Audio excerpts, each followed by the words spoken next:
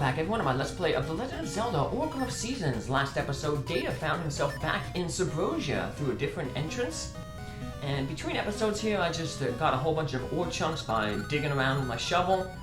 I gotta buy a bunch of things here. The first thing I'm gonna buy is this heart container. Or a piece of a heart, which will give me a full heart container because that's the fourth piece. Once we buy the heart piece, we can buy a bunch of rings. There's going to be 4 rings for sale. They increase in price. It goes 30, 40, 50, then 70. And it's just ore chunks. We got to trade some ember seeds to get that heart piece. What we really want to get though is that ribbon, because getting that ribbon will allow us to continue with the game, and it'll also open up us to be able to buy some Gasha seeds then eventually. Alright, so we got all the rings we need. Now we're going to head down to the beach. So it's kind of a throwback to Link's Awakening, where you met Marin on the beach. But in this case, we're going to meet Rosa. Rosa's mystical necklace opens locked doors. Celebrities get the best toys. And here is Rosa. My name's Rosa. My favorite ribbon flowed out to sea. I wanted to go explore the temple, but I can't go out like this. So we're going to need to buy that ribbon at the store to give to Rosa. But remember, the guy said he would sell that ribbon for a star-shaped ore. And that guy up there basically said that we can find star-shaped ores in these area here. So these 4 screens here, where each of these subrosians are, we can start digging there, and randomly a star-shaped ore will pop out. Sometimes these enemies will appear too. They're basically like pillars of fire. You got maybe a second when they appear to get out of their way, and then they rise up out of the ground, and you can just hit them 3 times and finish them off. If you let them stay a while, they'll start shooting fireballs at you. But the most dangerous thing is when they first appear. If you don't get off the tile that you're on, they're going to hit you as they come up. So it's random where this star-shaped ore is. Just walk around these 4 screens. There's 2 screens to the south then, also count.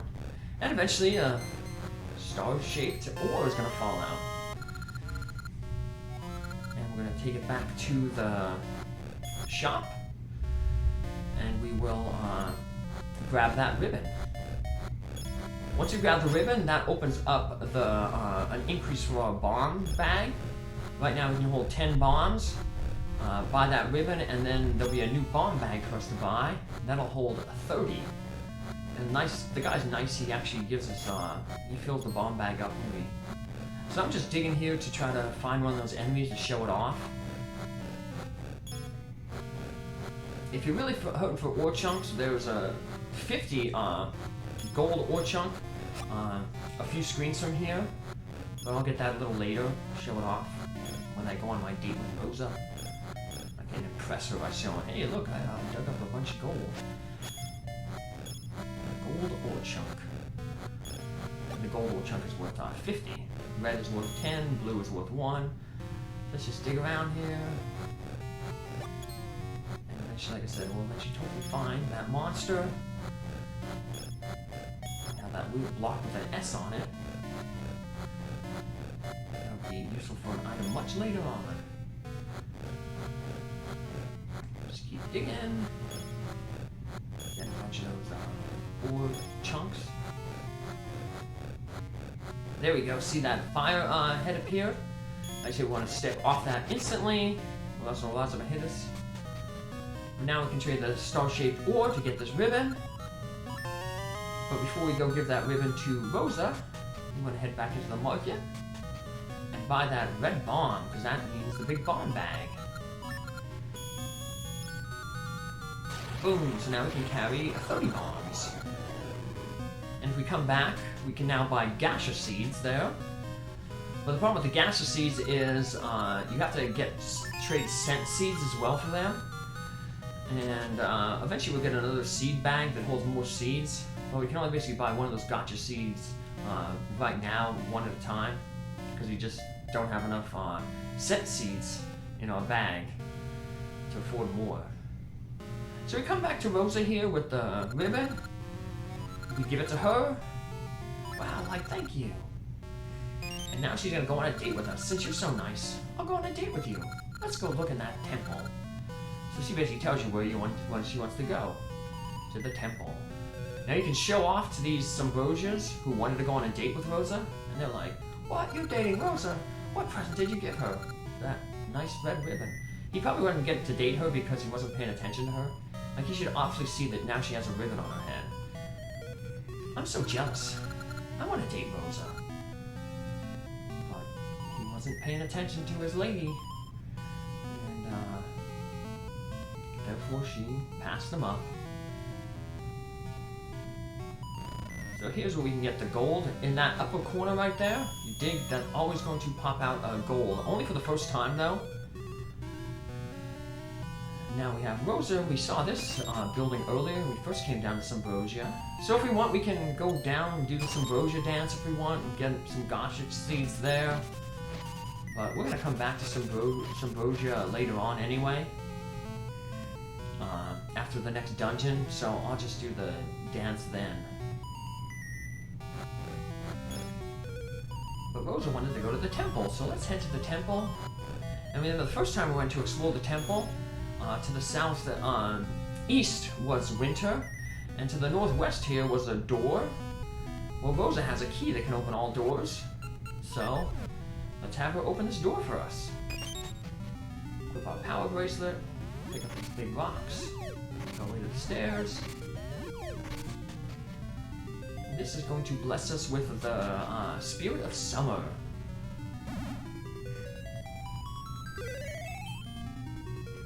You have come, adorable hero. I am the Spirit of Summer. In summer, vines grow tall, and creeks dry up. Remember that. Ancient Hyrulean legends say the hero destined to overthrow evil has a Triforce on his left hand. Perhaps you are this hero. Now, I grant you the power of the Spirit of Summer. Like he said, summer, some creeks will dry up, and vines will grow. And those vines that will grow will allow us to enter the third dungeon. Go up to that third essence. We drained Spool Swamp last episode, but we couldn't get to the dungeon because, like I said, the entrance is too high up. We return to summer, a vine will appear. But we're not going to head right to the dungeon right away. There's a few more things that we can do now that we have the power of summer. And since we have Ricky as our animal companion, there's another piece of heart that we can get. If you don't have Ricky as your animal companion, you'll just have to wait to get this piece of heart until after this next dungeon. In the next dungeon, we can get the Rock's Feather, but with Ricky as our companion, you can jump over one tile holes. So Ricky will allow us to get this piece of heart a little earlier. Now we could just go back to the overworld, but Data is a nice guy. And so for all you fellows out there, when you take a girl out on a date, make sure you take her home. And yeah, don't let her walk home on her own. That's not very nice. And when you drop her off at her house, make sure that she is safe in her house before you leave. Don't just pull in the parking lot, drop her off, and take off. I always like to say that, you know, she's your responsibility until she is safe in her home. So now we can go back to the overworld. We have a new gotcha seed, so we can plant it here. Ooh, oh, Ricky's already here, so we don't worry about that. Plant the seed. And we'll collect this after the dungeon. But we're going to use Ricky here to collect that piece of heart and the new summer season that we got to collect another ring. So if you had Dimitri as your animal companion, you'd have to approach from the right through the water. If you had Moose as your animal companion, you'd get to the Sumbrosia area by flying over that little hole there. I'll show that off when I in the linked game when I come back with Maverick, because he'll have Dimitri, and then I'll just have on the off screen I'll have Moosh show you how that is when I get to when Maverick, Data's brother, actually takes his trip through Holodrome here. So remember the sign said that come back here in summer and find my secret? We'll just head up here. We dig here, and we get a ring. That sign basically says, I forgot to read the sign, but it basically says, you know, dig here for my secret. And we got another Maple encounter. Donk! Nothing good. I was hoping that Maple sometimes likes to drops rings. Rings are always nice to get. Oh, I'll remember this. Alright. A few things to do around here. And let's head on down. Now we're going to use this stump here to turn, later on, we'll turn it into summer again. But we'll do that when we're coming out of the dungeon. Get that Gosha seed. And we want to summon Ricky in this area here. Because if he approaches from the top of the screen, so if we try to summon him in the next screen up, he'd be stuck over that hole. So you have to go back, and as you can see, Ricky can only jump over one hole. We'll leave Ricky behind here. There's his normal area where he hangs out. And we left Ricky behind because we're going to head up here and grab this gotcha seed that we planted earlier. What do we got? 200 rupees. Rupees will be good because we're going to make a quick trip back to Horon Village. We're going to get that because we're going to be in the area when we go to get that piece of heart. And I just took 2 wrong turns.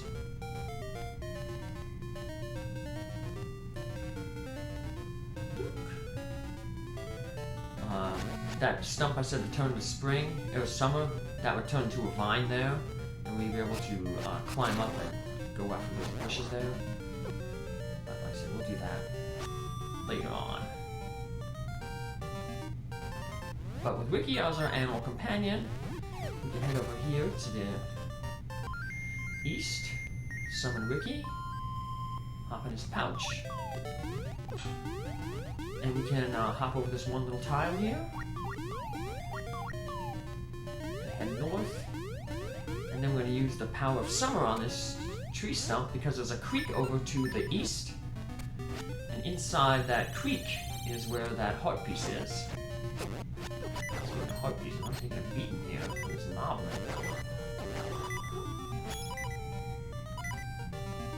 Rosa, so that's normally water there, but we dried it up because it's summer.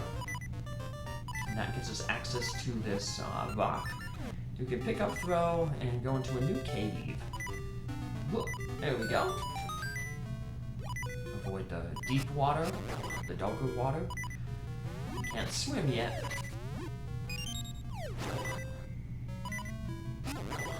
Dimitri can swim. So if you have him as your animal companion, you can basically go south of the Gnarled Root dungeon, dungeon 1, and swim to the west, and that takes you to Spool Swamp. Like I said, I'll show that off when Maverick comes and does his linked journey, because he's going to have Dimitri as it. So you can have your shield out to just avoid those spears, but they don't really hurt you. And I know I'm going to get a piece of heart here anyway. They hurt you, but they don't. They think they have half a heart. And I'm going to get a full heart refill here anyway. But you can have your shield out and block those spears as they approach, as they come towards you. Yeah, I don't feel like shifting my inventory. And now I mentioned in a previous episode, last episode actually, that we should be able to talk with Pippin and Blossom and give their kid money. In order to trigger that, you have to step in their house twice. I only stepped in it once, so that's why it didn't trigger. So now I'm going to go back and trigger it while I get all these rings appraised. I have to turn it back to winter, so that the lake freezes here. Not under these bushes, but I want to burn them anyway.